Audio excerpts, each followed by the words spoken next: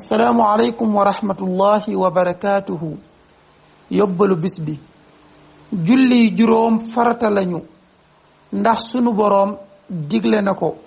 yonent bi sallallahu taala alayhi bi alihi wa sahbihi wa sallama naka noonu mbooleem boroom xam-xam yi maase ne farata la.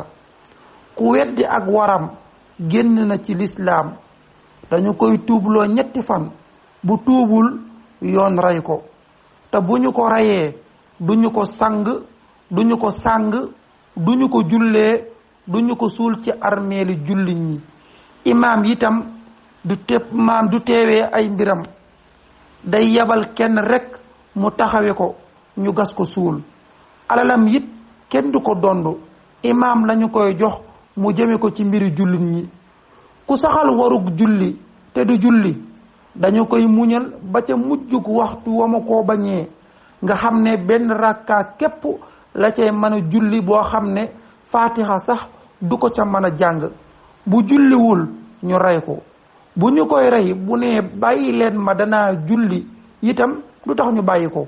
bu ñu ko reyee danañ ko jullee waaye ku baax lool du ko jullee. danañ ko sang danañ ko sàng danañ ko suul ci armeelu jullit ña yëkkati bàmmeelam ni ñuy def ñépp ndax moom ab jullit la. wassalaamu aleykum wa rahmatullah.